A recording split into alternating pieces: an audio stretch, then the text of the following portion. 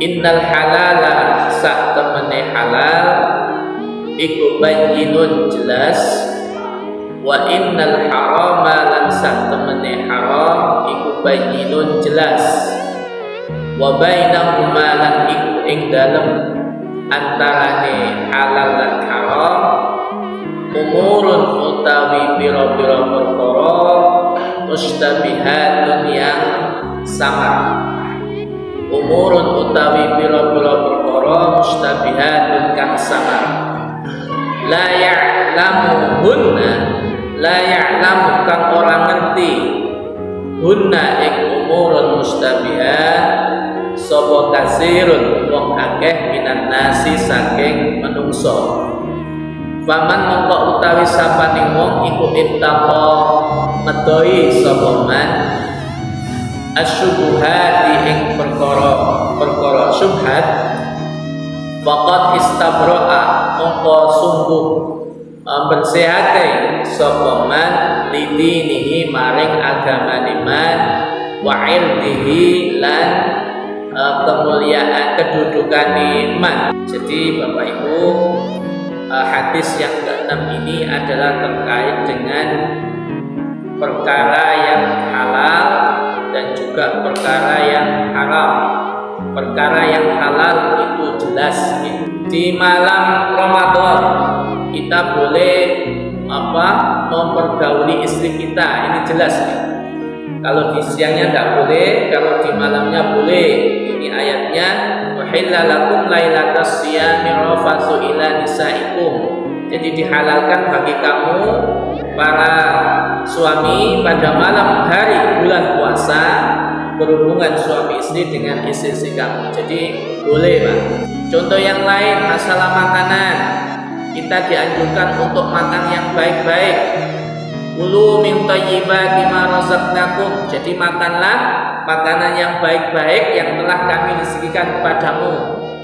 Ada lagi hewan laut, seluruh hewan laut itu halal. Paus, hiu.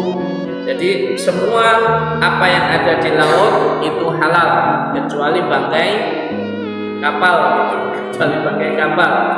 Jadi semua yang ada di laut, buruan laut itu halal untuk kita makan, untuk kita konsumsi. Ada lagi jual beli halal, wa halallahu al-bai'a. Allah menghalalkan jual beli, boleh, Pak. Kemudian lagi dua binatang, dua bangkai yang tanpa disembelih boleh kita konsumsi. Apa itu, Pak? Ikan dan belalang. Uhilat lana maitatani wadamani. Jadi dihalalkan bagi kita dua bangkai dan dua darah. Apa itu? Yang pertama adalah belalang, yang kedua adalah ikan.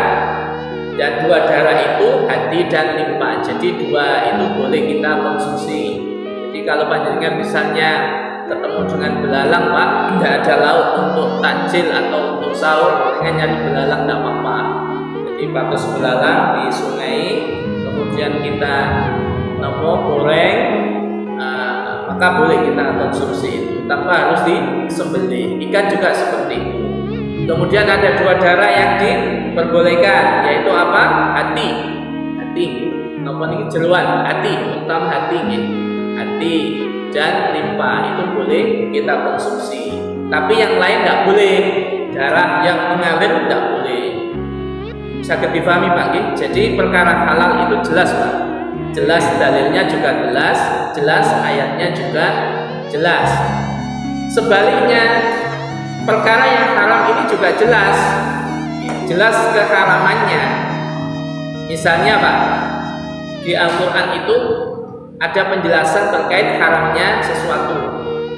Misalnya dalam ayat surat Al-Maidah ayat 90, ya ayyuhalladzina amanu innamal khamru wal maisir wal ansabu wal azlamu rijsun min amali syaitani fajtanibuhu la'allakum tuflihun. Wahai orang yang beriman, sesungguhnya khamar, kemudian berjudi, terus ansab mengorbankan diri untuk berhala, wal azlam mengundi nasib, rijsun memberi nasib dengan panah nih, azlam itu rijsun min amali syaitan, itu ada termasuk perbuatan yang kotor dan termasuk perbuatan setan, maka hindarilah. Jadi ketika ini sudah dijelaskan di dalam Al-Quran Pak, maka wajib bagi kita untuk menjauhinya. Khamr jangan dekat-dekat dengan khamr Pak, mabuk tidak boleh. Kalau kopi boleh ya, khamr tidak boleh.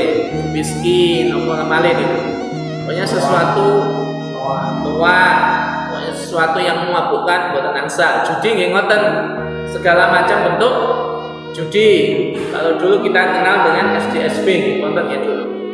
Tapi kalau sekarang sudah tidak ada, sekarang lebih keren lagi, judi online. Judi online. Jadi dengan tinggal pakai aplikasi HP bisa ikut dalam judi online. Tapi tidak sakit ya dihindari Pak, karena judi namanya judi nggih. Judi itu biasanya ketagihan. Sekali kita itu menang, itu pengen terus seperti sehingga apa? Kita tidak merasa uang kita akan habis. Bahkan tidak hanya uang, bisa jadi sertifikat rumah kita, kendaraan kita, tanah kita, semuanya bisa habis karena judi. Ada lagi jelas diharamkan zina Pak. Di ayat Al-Quran jelas, wala taqrabuz zina, dan janganlah dekat-dekati zina, innahu kana fahisyatan wa sa'a sabila. Janganlah kamu mendekati zina, sesungguhnya zina itu adalah satu perbuatan yang keji dan suatu jalan yang buruk. Ini jelas ya Pak. Bagaimana kalau pacaran? Gimana Pak? Oh, kalau malam boleh. Kalau malam boleh, kalau pagi tidak boleh. Mendekati zina berarti sesuatu yang mengarah ke sana Pak. Jadi dalam ini ya mungkin berduaan dengan yang lawan jenis dan sebagainya. Ini nanti akan ini dilarang, karena dekat-dekat saja dilarang, apalagi melakukannya. Kemudian lagi Pak, jelas diharamkan apa itu darah. Ini di ayat Al-Quran Al-Baqarah ayat 173, innama harrama alaikumul maitatu waddamu wa lahmul khinziri wa ma uhilla bi ligairillah. Jadi sesungguhnya Allah itu mengharamkan bangkai apapun ya. Kalau sudah bangkai Pak, maka tidak boleh dimakan. Sapi, karena jenengan punya eman, sapi itu larang-larang. Kepiting itu masuk kategori hewan laut. Nah, tadi di awal boleh ya.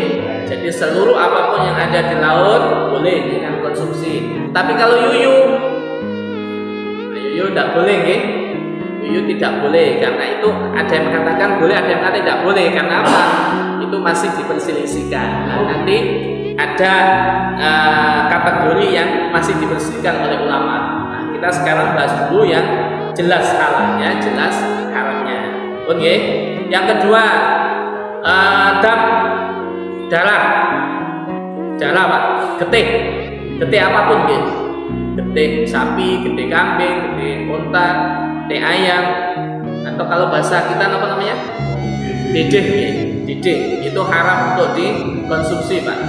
Walaupun mungkin rasanya enak. Walahmul khinziri, dan daging babi Pak. Babi tidak boleh ya, hukumnya haram.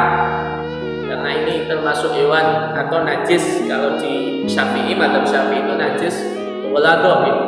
Jadi kalau kena babi Pak, itu maka harus disucikan 7 kali.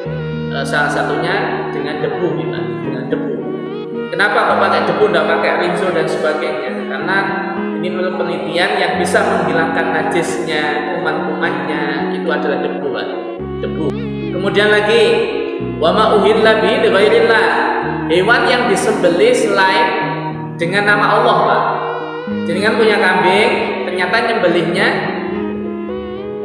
bukan dengan nama Allah, tidak baca bismillah Pak. Misalnya apa gitu, maka ini tidak boleh dikonsumsi walaupun itu hewan yang halal. Itu yang pertama nggih.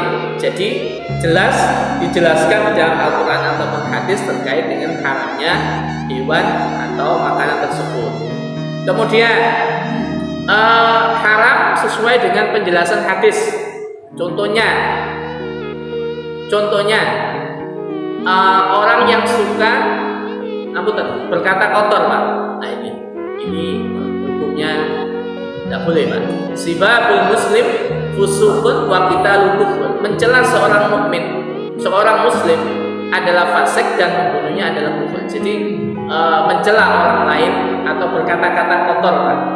Kalau kita misalkan menghina orang lain, mencela, misui, ya, misal kita itu misui macam-macam.